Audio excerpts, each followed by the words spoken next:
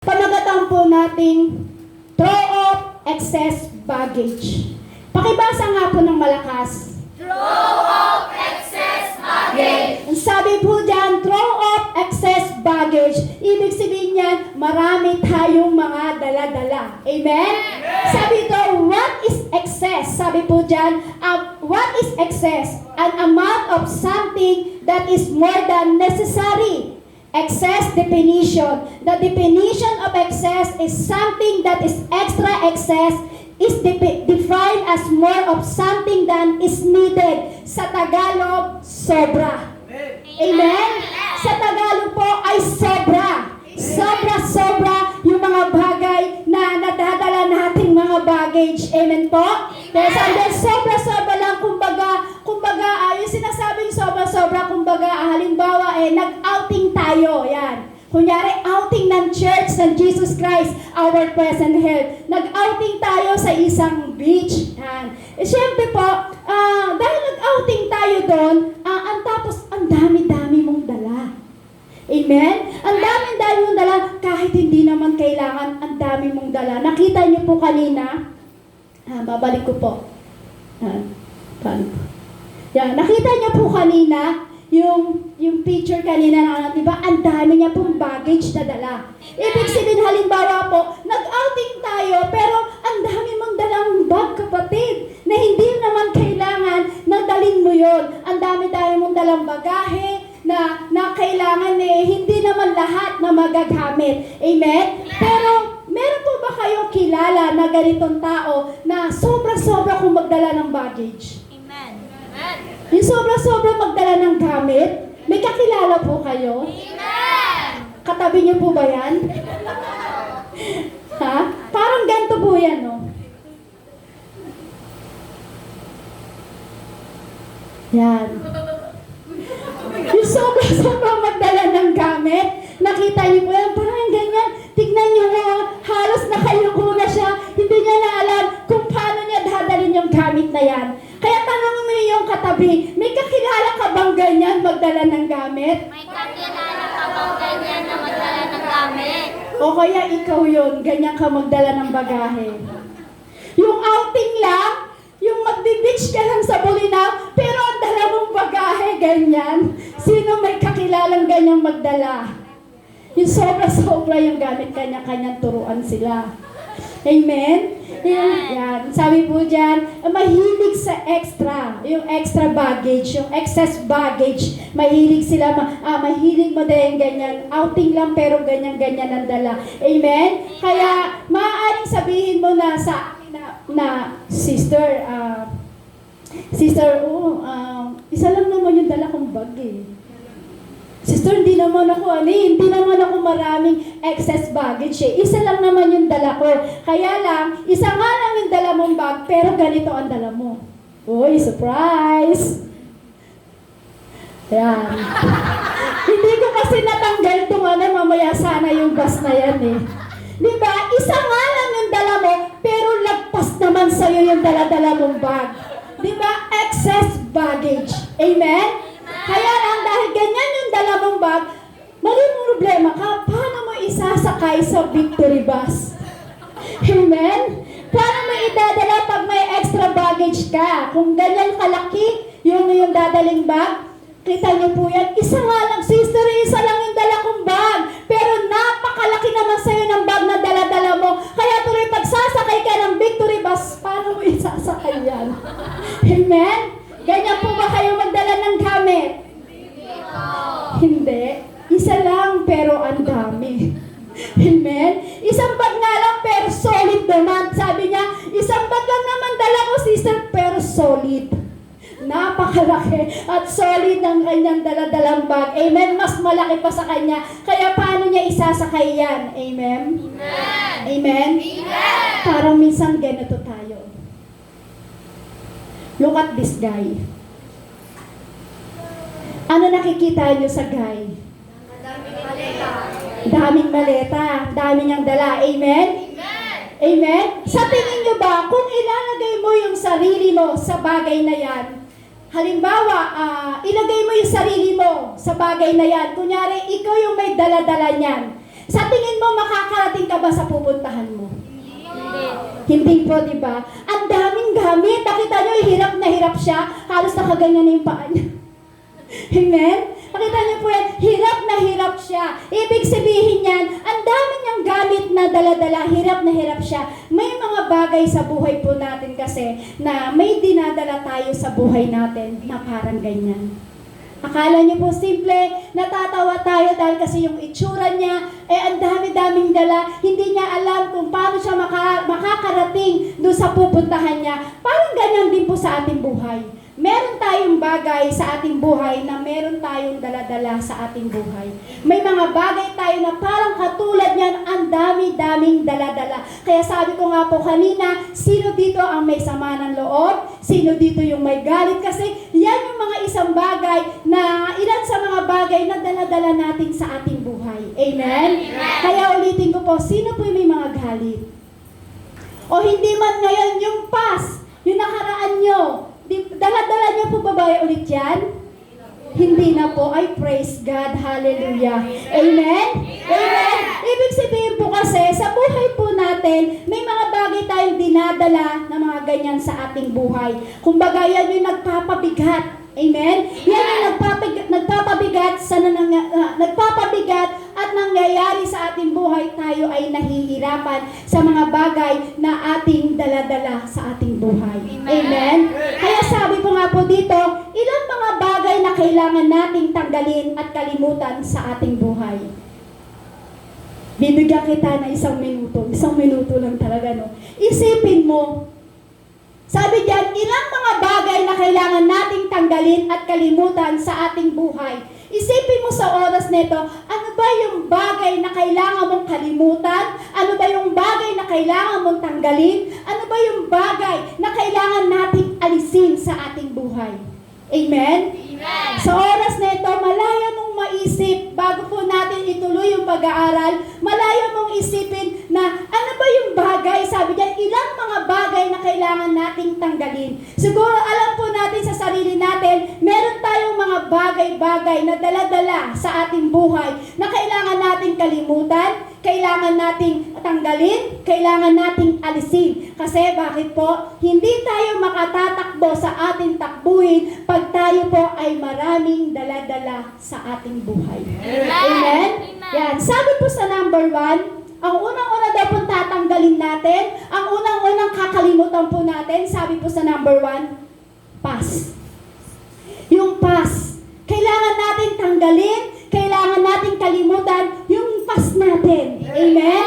Amen po? Kaya sabi po dyan, sabi po, kalimutan mo na yung mga nakaraan na nakasakit sa'yo. Meron po mga bagay na nakaraan sa atin na nakasakit sa atin. Lahat po tayo nagdaan po dyan. Amen? Sabi nyo kanina, wala. Sabi nyo, wala kayong galit. Wala kayong sama loob. Maganda po yun. Amen? Kasi ibig sabihin po niyan, pag tayo po ay walang sama ng loob at walang galit, alam po natin na patuloy tayong makakatakbo sa harapan ng ating Panginoong Hesus. Amen? Sabi po dyan, unang-unang tatanggalin daw natin sa ating buhay, unang-unang kakalimutan natin sa ating buhay, sabi po dyan, yung past, yung nakaraan natin, na kailangan kalimutan mo na yung nakaraan mo na nakasakit sa'yo. Amen? Kasi marami po sa atin, sa buhay po natin, maraming nakaranas ng mga bagay na nakaraan natin o yung past natin na nakasakit sa atin. Amen? Na parang talagang nagbigay ng galit sa'yo. May mga bagay na kasi nangyayari na nakaraan po sa atin na hanggang ngayon parang nagpapabigat sa atin. Meron pa po ba? Yung nakaraan mo, yung past mo, na parang hanggang ngayon sa pamumuhay mo, ay yun pala yung bagay na nagpapabigat pa rin sa buhay mo. Meron po ba? Kasi until now, dinadala pa rin po natin eh. Kaya sabi nga, kalimutan mo na at tanggalin mo na yung past. Kasi ibig sabihin, minsan sa buhay po natin, meron po tayong past na hanggang ngayon nagpapabigat sa atin at hanggang ngayon dinadala pa rin natin until now. Amen? Oh, sabi ko po sa inyo kanina eh. Sabi ko po, makikita niyo po mamaya pag-aaralan po natin. Amen? Yan. Kaya sabihin mo sa katabi mo, kailangan nating tanggalin Kailangan natin tanggalin at kalimutan yung nakaraan. Lahat po ba dito may nakaraan? Amen. Kasi pag wala kang nakaraan, hindi ka tao. Amen? Amen? Amen po? Amen? Yan. Sabi po dyan, kalimutan mo na. Kalimutan mo yung nakasakit sa'yo. Ipas na yan. Sabi nga, past is past. Amen? Pass the paper. Amen? Sabi nga, past is past. Kalimutan mo na kasi pag hindi mo kinalimutan yung past, hindi mo kinalimutan yung nakaraan, hindi ka makakatakbo sa layunin na gustong gawin sa'yo ng Diyos. At yan ang pipigil sa'yo para hindi ka magpatuloy sa ating Panginoong Hesus. Amen? Kaya sabi nga po diyan, kalimutan mo na. Tanggalin mo na yung past. Bunutin mo na, kapatid. Tanggalin mo na yung nakaraan. Kasi ang tagal na yan, 10 years ago na, dala-dala mo pa rin yan. May 10 years ago, dala-dala pa rin talaga. 10 years ago na, 10 years ang nakaraan, dala-dala mo pa rin yung past na yan na nagpapabigat sa'yo kung bakit nahihirapan ka magpatuloy sa ating Panginoong Hesus. Amen po? Amen? Kaya sabi mo uli sa katabi mo, tanggalin mo na at alisin at kalimutan yung nakaraan mo. Tanggalin mo na at alisin at kalimutan ang nakaraan mo. Parang may nagsasabi, Sister, di mo lang alam kung gaano kasakit yung ginawa sa akin. Sister, di mo lang alam kung paano talaga ako nasaktan sa bagay na yon. Sabi nga, tanggalin mo na. Kalimutan mo na.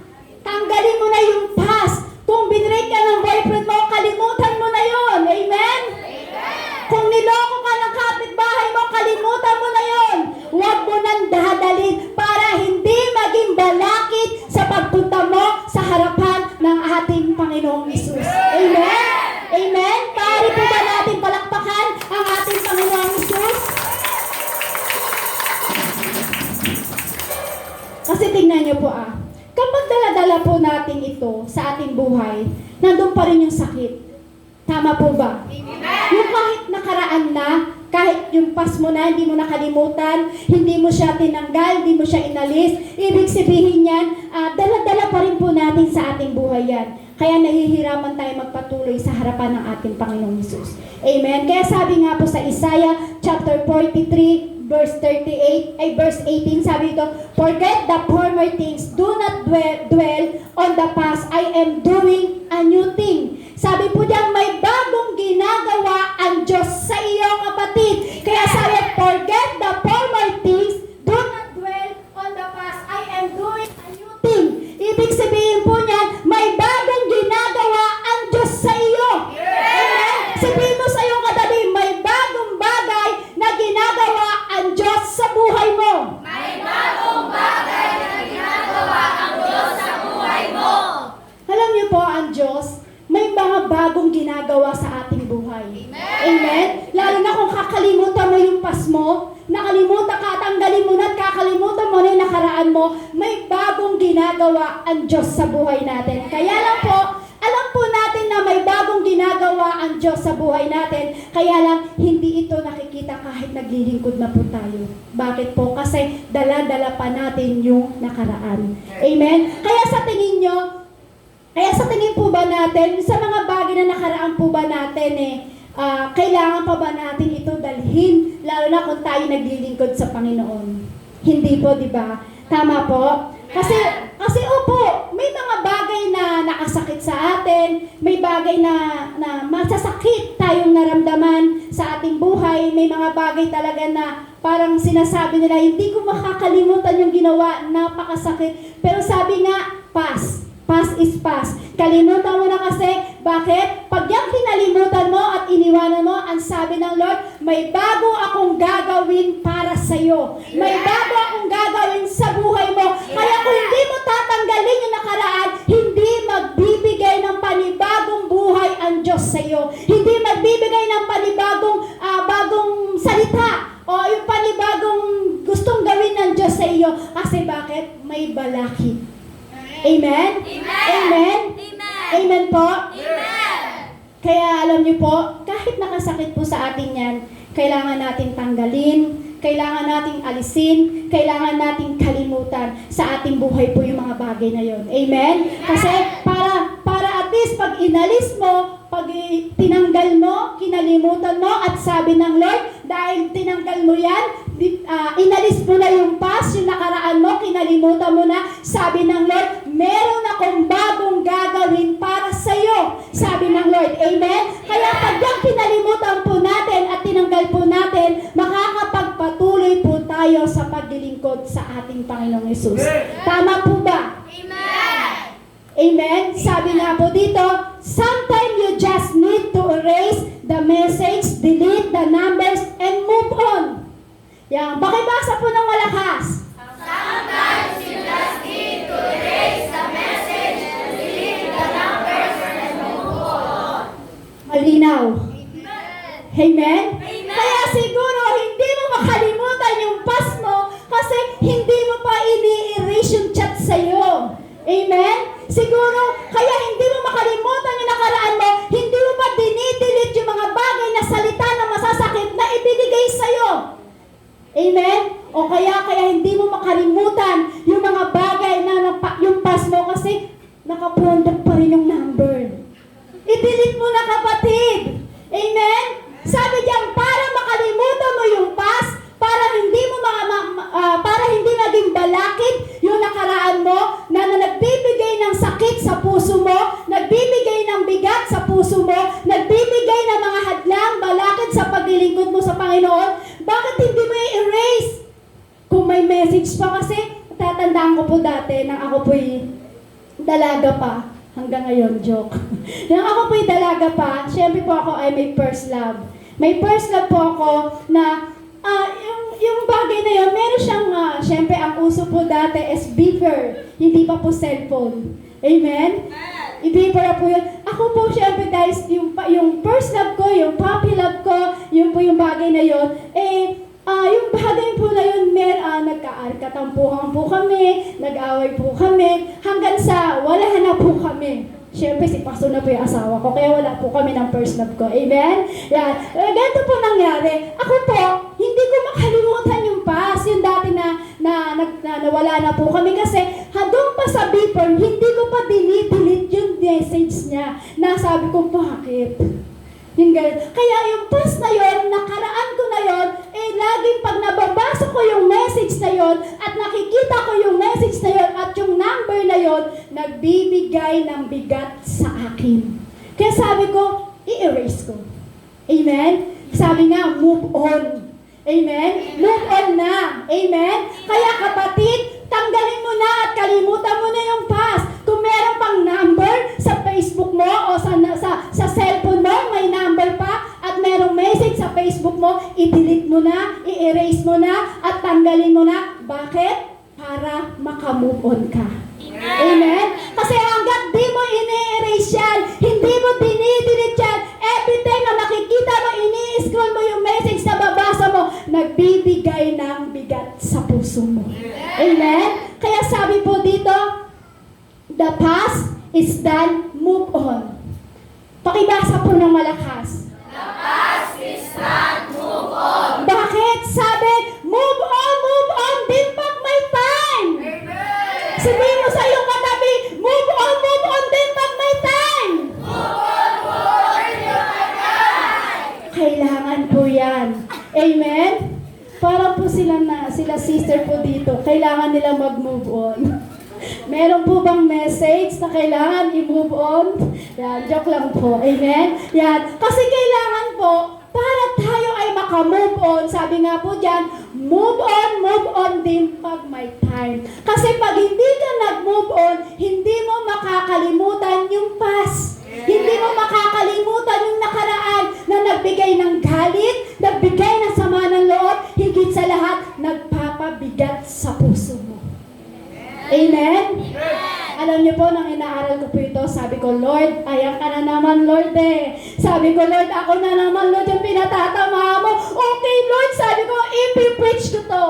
Pero dumating ng gabi, naghahanap ako ng ibang ipipreach. Sabi ko, Lord, hindi ko kaya to, Lord. Kasi sabi ko, Lord, isa po ako sabi ko, Lord, na mahilig na parang may sama ng loob. Pero sabi ng Lord, Diyan ka makakalaya eh. Move on din pag may time, anak, sabi ng Lord. Sige Lord, sabi ko Lord, wala akong magagawa Lord kundi sumunod, sabi ko. Kumbaga parang ako po, pag ako po yung nag-aaral sa Panginoon at nininilay-nilay ko po yung salita na ibinibigay po sa akin ng Lord, hindi ko po sineseparate yung sarili ko. Kasi bago po ako magturo, unang-una po akong tinuturuan ng Lord. Yung puso ko po ay unang-unang binabasag ng Lord. Kaya sa hapong ito, dalangin ko po, basagin po ng ating Panginoong Hesus ang ating puso. Kaya sabi ng Lord, past is past, move on na anak. Sabi niya, sino po dito kailangan mag-move on? Meron po ba tayong past? May nakaraan na nagbigay ng bigat sa'yo. Yan. Taas talaga ng kamay mo. Yan. Taas ko. Taas na. Pero nakakapon na ako. Ay, praise God! Sabi niya, move on! Amen! Sabi niya, move on din pag may time. Kasi pag naka-move on ka, wala nang balakid sa pagharap mo sa ating Panginoong Hesus. Move on din. Amen? Move on din. Amen? Kasi kailangan mag-move on na tayo. Kasi pag hindi ka pa nag-move on, yan yung haharang sa iyo na patuloy na magbibigay ng bigat sa puso mo. Amen? Kaya sabi, kalimutan mo na yung nakaraan. Tanggalin mo na yung nakaraan. Alisin mo na yung nakaraan. Past is past na. Move on na kapatid pag may time. Bakit? Pag naka-move on ka, merong magandang bagay na bagong gagawin ang Diyos sa buhay mo. Kung may nakaraan ka, na puno-puno ka ng sama ng loob at nag-move on ka, merong bagay na magandang gagawin bago ang Diyos sa'yo. I-claim mo yan kapatid. May bagong gagawin ang Diyos sa buhay mo. Amen? Kaya sabihin mo sa iyong katabi ulit, move on din pag may time. Makimarites tayo. Ano yun? Ba't kailangan mag-move on? Hindi, joke lang. Amen? Yan. Kailangan daw po, sabi po, ang ilang bagay na kailangan natin tanggalin ay kailangan at kalimutan. Number 1, sabi po doon, is yung past. Ngayon, pangalawa daw po, ito naman daw po yung isang bagay na kailangan natin tanggalin para hindi tayo magkaroon ng balakid sa ating paglilingkod sa harapan ng ating Panginoon. Sabi po dyan, pag naka-move on ka na at ikaw ay, sabi niya, move on din pag may time, kailangan wala na rin tayong bagay na to. Anger. Parang may pinuma. Ay, inaabot po kayo ng ating Panginoong Hesus. Hindi po aksidente na kayo po napunta sa church na ito. Siguro po ang Lord po ang nagbigay at nagdalas po ng panyapak nyo dito para kung ano man yung may sugat sa puso nyo, ang Diyos naman po ang magbibigay ng kapayapaan sa puso nyo. Amen? Kaya sabi po yan, yung una, tanggalin daw po natin yung past. Pangalawa, tanggalin daw po natin yung anger. Nakita niyo po, napakaganda po ba pag galit? Kaya nga ako, ayoko nang nagagalit kasi pumapangit ako. Kaya gusto ko laging naka-smile. Amen? Kaya gusto ko laging kamukha si Marian Rivera. Amen? Hi, hallelujah! Praise the Lord! Kaya naman, nauutoy niyo ako. Fake na Marian Rivera, laos na Marian Rivera. Amen? Pero pagdating sa harapan ng Diyos, napakabuti natin sa harapan ng Diyos. Amen? Kaya sabi po dyan, una, tanggalin mo yung past. Pangalawa, tanggalin daw po natin yung anger. Kasi ang pangit. Ang pangit pag nagagalit, try mo, try mo magalit, hindi naman nagagalit, parang, amen? Parang paano ka magalit sa doktor? Parang namumuli mo ka sa, amen? Kasi ang pangit. Amen? Kasi pag may galit tayo sa puso, may galit ka pandala-dala, yan ang magiging balakid.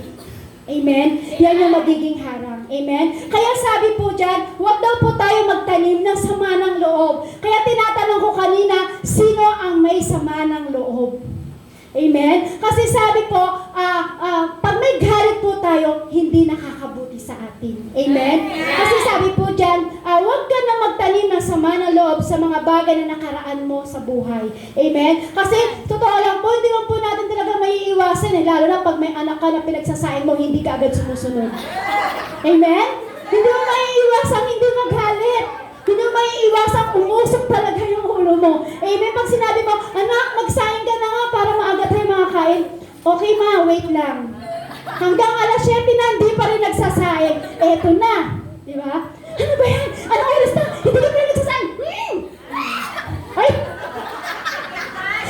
Nakalimutan. Amen!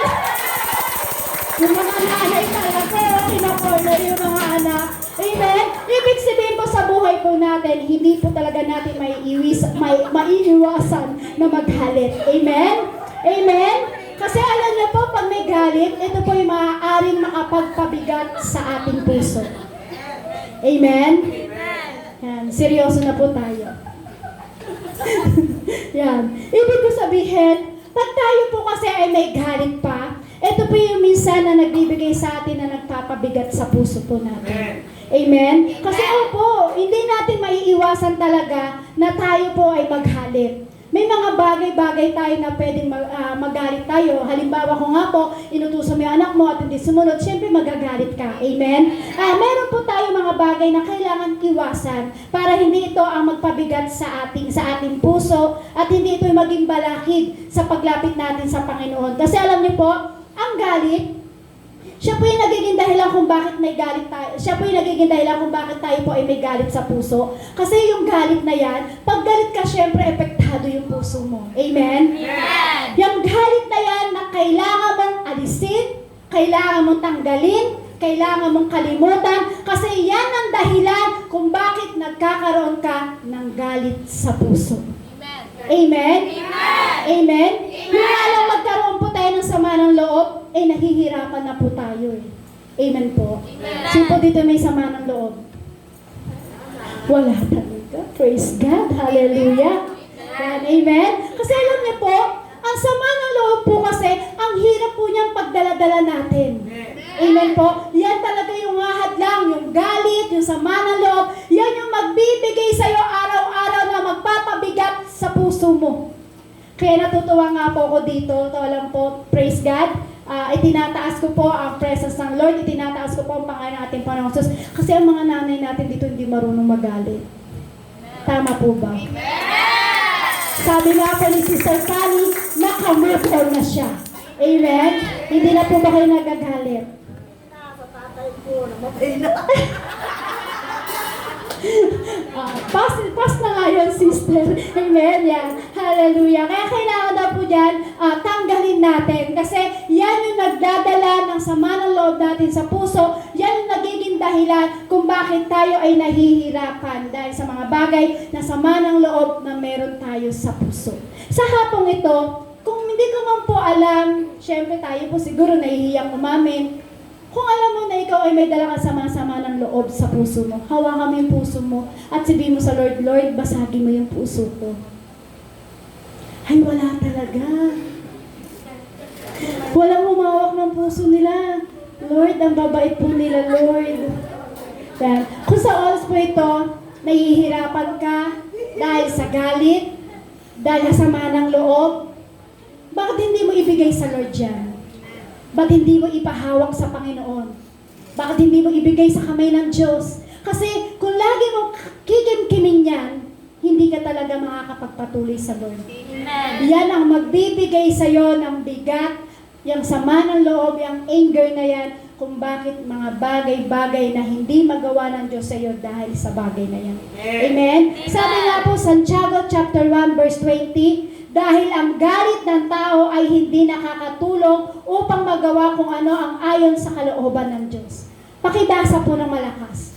Dahil ang galit ng tao ay hindi nakakatulong upang magawa kung ano ang ayon sa kalooban ng Diyos. Tama po ba? Amen! Amen po? Amen! Kung amen, sumigaw ka ng amen ng napakalakas.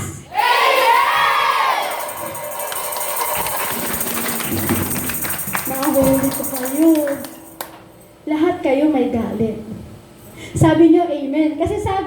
dahil ang galit ng tao ay hindi nakakatulong upang magawa kung ano ang ayon sa kalooban ng Diyos. Amen? Tama po. Pag tayo po ay may galit sa puso, hindi talaga makakatulong to. Amen? Mahihirapan lang tayong makasunod sa ating Panginoong Yesus. Sabi nga, hindi mo magagawa kung ano ang ayon sa kalooban ng Diyos. Pag may galit ka sa puso, hindi ito makakatulong sa iyo, kapatid. Hindi ka makakasunod sa mga bagay na pinagagawa ng Diyos sa iyo kapag meron kang galit. Amen? Kapag meron tayong dala-dala, yung galit kasi dala-dala na po natin sa puso po yan eh. Kapag meron tayong dala-dala ng nakaraan o yung kinikimkim natin sa puso po natin, hindi po makakatulong po sa atin yan. Meron po bang nagkikimkim ng sama ng loob? O pakimkim lang? Yan. Pakimkim lang daw po. Yan. Amen? Kaya sabi po dyan, may mga bagay po tayo na dala-dala sa nakaraan po natin at kinikimkim po natin sa ating puso. Ano ba yung mga bagay na nakaraan na nagbibigay ng galit sa atin? Ano ba yung nakaraan mo? Ano ba yung hindi mo makalimutan? Ano ba yung hindi mo kayang tanggalin? Na yung mga bagay na kung bakit nagkakaroon ka ng galit sa puso mo. Kapatid, hindi yan makakabuti sa iyo. Sabihin mo sa iyong katabi, kapatid, hindi yan makakabuti sa iyo. Tanggalin mo na yung galit. Sabi po dito, anger doesn't solve anything, it builds nothing, but it can destroy everything. Makita niyo po pag galit. Huwag kayong magagalit, mangingitim po kayo. Amen? Amen? Makita niyo po. Pag kayo nagagalit daw po palagi po magiging itsura niyo. Oh, sino ba ang gustong magalit? Wala lang gusto magalit kasi ayaw mo maging ganito yung itsura mo. Amen. Yan. Totoo po yan. Kapag meron tayong dalang-dala ng sama ng loob, galit sa ating puso, sa mga nakaraan at nagbibigay sa atin ng ikagagalit natin, ibigay na po natin sa kamay ng Diyos yan. Ibigay mo na yan, kapatid, kung ayaw mo maging ganito ang itsura mo. Amen? Ang sabi niya?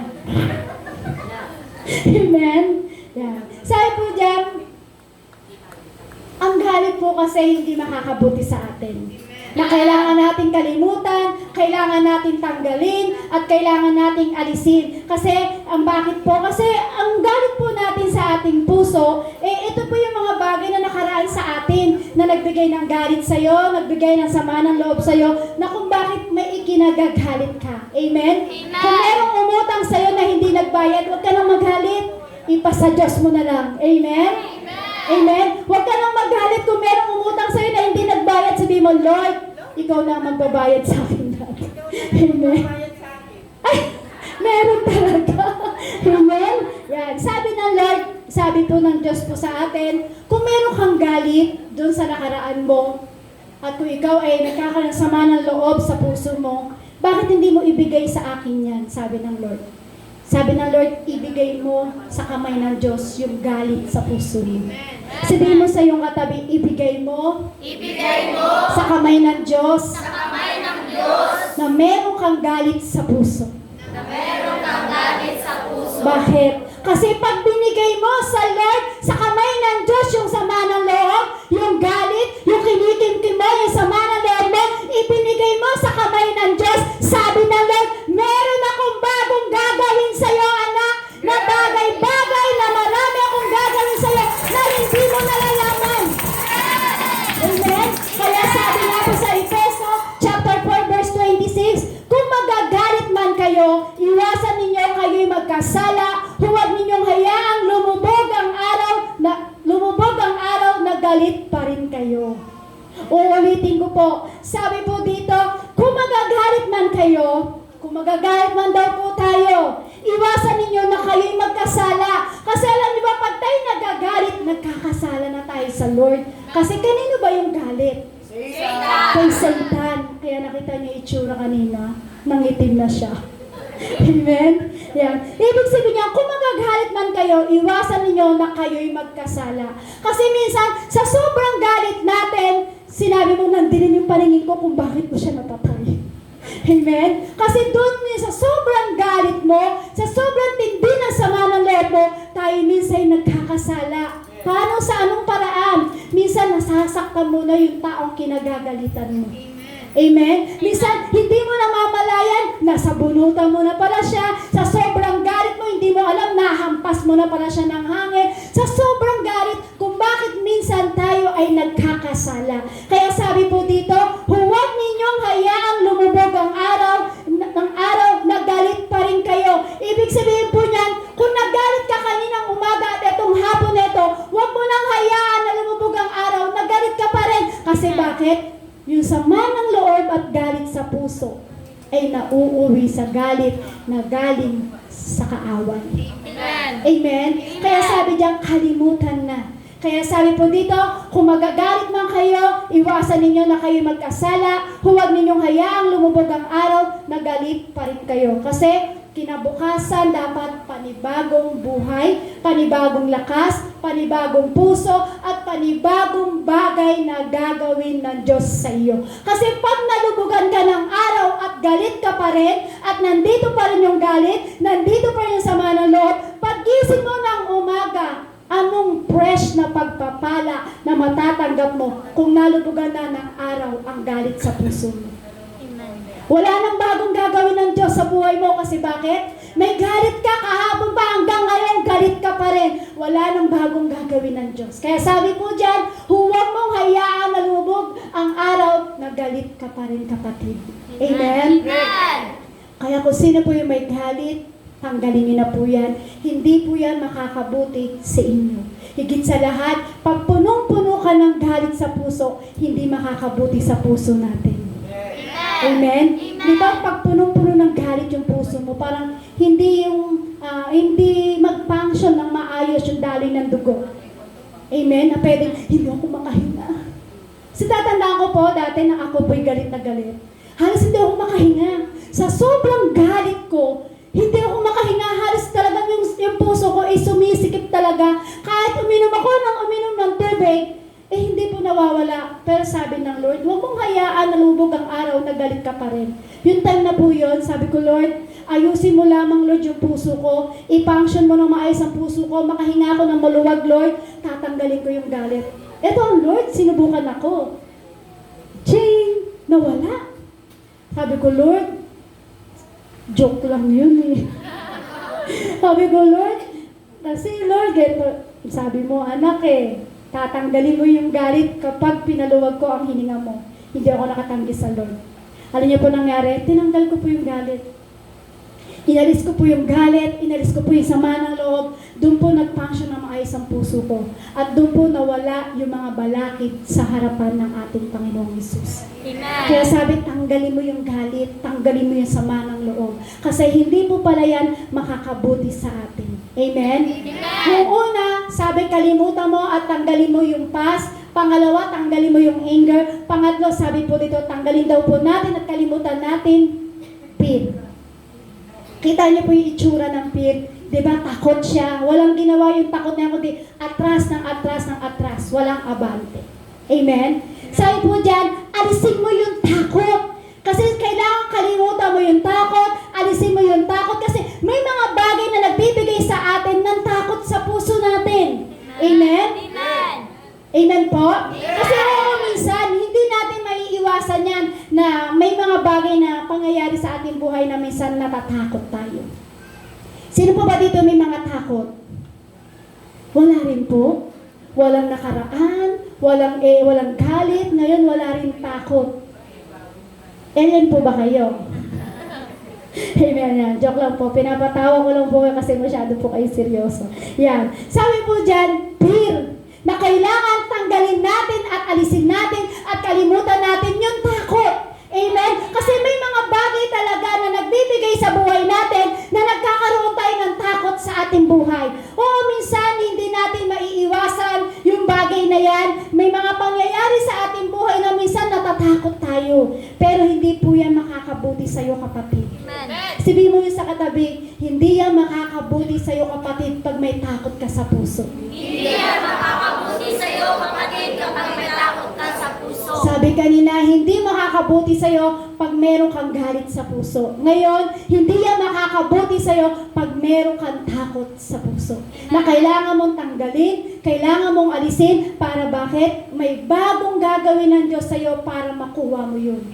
Amen? Kaya sabi po, do not fear, the Lord is with you. Sabi po dyan, huwag kang matakot, ako isa sa iyo, sabi ng Diyos. Amen? Sabi po ng Diyos, huwag kang matakot.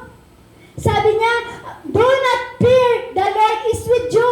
Hindi po ako nagsabi niya, kundi ang ating Panginoong Hesus. Sabi po ng Diyos, huwag kang matakot, anak. Alisin mo at kalimutan mo yung takot sa puso mo. Yun ang sinasabi po ng Diyos sa atin. Kaya sabihin mo sa katabi mo, kapatid, huwag ka lang matakot. Kapatid, huwag ka lang matakot. Kasama natin ang Diyos. Kasama natin ang Diyos. Di ako matatakot.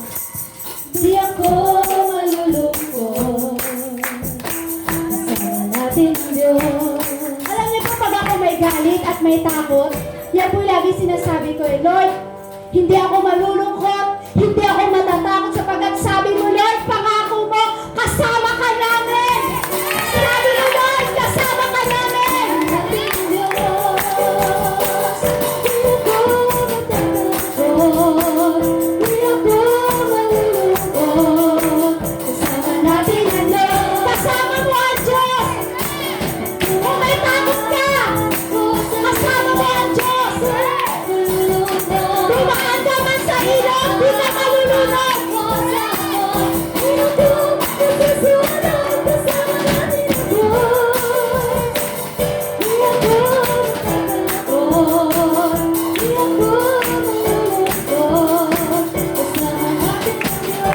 Sabi nila, sister, napakaluma naman yung kanta na yan. Bakit po? Kahit luma yan, iniingatan ko po sa puso yan. Bakit po? Kasi yung kanta na yan, ang unang narinig ko yan, yun yung time na punong-puno ako ng galit at takot sa puso. Kaya sabi ko narinig ko po yan, pangahawakan ko tong kanta na to.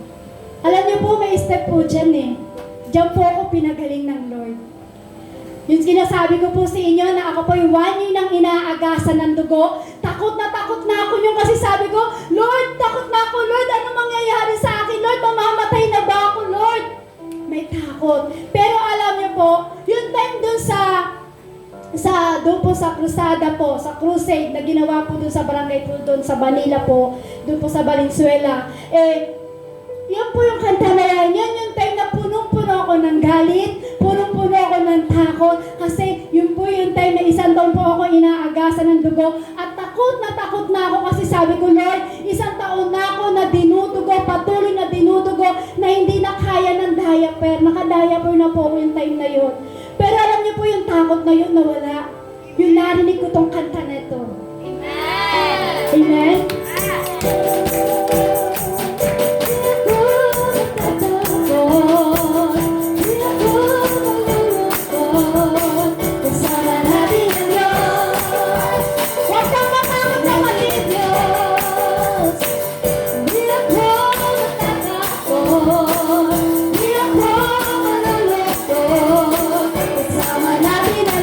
Kasama mo ang Diyos, kapatid! Kasama mo ang Diyos!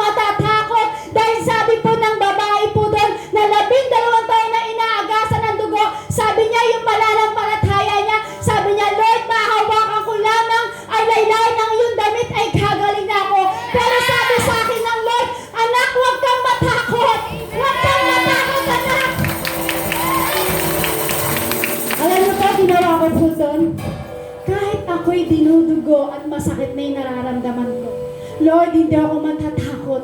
Wala akong ginawa, kundi sumayaw ng sumayaw sa Panginoon. Ginagaya ko yung step nila. Sabi niya, huwag kang matakot, huwag kang malungkot, huwag kang mangamba. At sabi niya, dumaan ka man sa ilog, hindi ka malulunod. Dumaan ka man sa apoy, hindi ka masusunod. Bakit? Sabi ng Diyos, anak, kasama mo ako! Amen? Kaya kapatid, bakit ka matatakot kung alam mo na kasama mo ang Diyos sa buhay mo? Amen? Amen? Kaya sabihin mo sa iyong katabi, huwag kang matakot. Huwag kang matakot. Kaya sabi nga po, di ba? Ibig sabihin po niyan ba, sister? Huwag na akong matakot kahit kailan. Yung para bang maging immortal na ba ako na wala na akong pakialam sa paligiran ko. Hindi po. Amen? Hindi po, kapatid. Mga kapatid, kapag dumarating po sa atin yung takot sa ating buhay, wag po nating, paano po ba yun? Kapag dumarating po ang takot sa ating buhay, takot po yan, pero wag naman po natin patambayin. Tama po? Dumarating yung takot sa ating buhay, pero wag mo namang patambayin sa puso mo. Amen? Amen po? Kasi ang takot, kapag dumarating sa buhay po natin, dapat hayaan mo lang dumaan. Amen? Sabihin mo sa iyong katabi, kapag dumating ang takot sa buhay mo, Kapag dumating ang takot sa buhay mo, hayaan mo lang siyang dumaan. hayaan mo lang siyang dumaan. Pero huwag mong patatambayin sa puso mo. Pero huwag mo patatambayin sa puso mo. Kasi ang problema, kapag pinatambay mo yan, kapag ang takot ipinatambay mo yan sa puso mo, sa sarili mo, sa isip mo, sa puso mo, pag yan pinatambay mo, hindi mo lang pinadaan, pinatambay mo yan, epektado ang espiritu mo, kapatid. Amen? Epektado ang espiritu mo at isipan mo at puso mo. Kaya sabihin mo sa sarili mo, hindi ako matatakot, kasama ko ang Diyos. Hindi ako matatakot, kasama ko ang Diyos. Matakot man ako, dadaan lang yan. Matakot man ako, dadaan lang yan. At hindi ko siya patatambayin sa puso ko. Bakit? Kasama ko ang Diyos. Amen? Yan ang sinabi ko sa Lord. Yan ang sinigaw ko sa Lord. Kaya kung bakit galak na galak ako ibigay ang salita ng Diyos, kasi sabi nga Lord, kasama mo ako. Huwag kang matakot. Huwag kang matakot. Kasama mo ako. Kasama mo ako. Kasama niyo ako. Kaya sabi ng Lord, padaanin mo lang yung takot. Amen? Huwag na huwag mong patatambayin sa puso mo. Pag pinatambay mo ang takot sa puso mo, epektado ang puso, ang isip, at ang espiritu sa harapan ng ating Panginoon Jesus. Amen? Amen? Kasi alam niyo po ang takot, di ba ang itsura po ng takot paatras. Puro paatras na lang at puro paatras na lang ang gagawin po niya pag may takot. Amen po? Hindi na po yan makakaabante. Kasi pag puro paatras po tayo at puro paatras, ano mang gustong gawin ng Diyos sa buhay mo, hindi mangyayari. Bakit? Takot ka eh. Amen? Takot ka. Siguro yung time na ako po inaagasan ng dugo, natakot ako, baka hindi ako pinagaling ng Diyos. Pero bakit sinabi ng Diyos, kasama mo ako, huwag ka matakot, instant, pinagaling po ako ng Lord. Amen? Amen? Kaya ang takot po, walang gagawin niya kundi puro paatras po yan ng paatras. Paatras, paatras. Pero pag ikaw ay walang takot, aabante ka na aabante. Yung bagay na bagong gagawin ng Diyos sa buhay mo, ay makukuha mo, makukuha mo, makukuha mo. Amen? Kasi yun ang gusto ng Diyos. Padaanin mo lang ang takot. Amen? Amen? Kasi merong bagong gagawin ng Diyos sa buhay mo. Kasi kung merong bagong gagawin ng Diyos sa buhay mo, kung punong-puno ka ng takot, hindi mangyayari yun. Amen?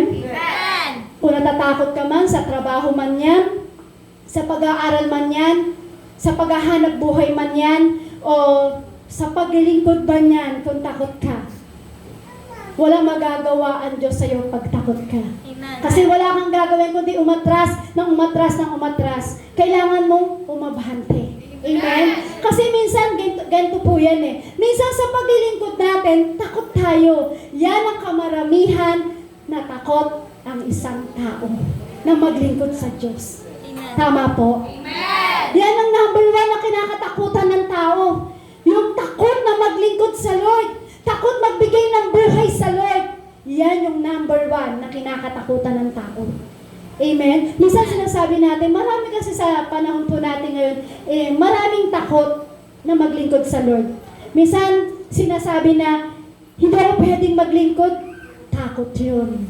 Kapag sinabi mo na, hindi ako makakapaglingkod, may takot ka sa puso, kapatid. Minsan pag sinabi naman, hindi ako pwede gamitin ng Diyos kasi uutal-utal ako. May takot ka sa puso, kapatid. Amen? Amen? Amen po? Kahit uutal-utal ka at gusto mo maglingkod sa Lord at hindi mo pinatatambay sa puso mo ang takot, merong bagay na bagong gagawin ang Diyos sa buhay mo. Amen? Ano po ba yung pangako ng Diyos? May pangako po ang Diyos sa atin. Sabi niya, do not fear. Amen? Sabi niya, do not fear for I am with you.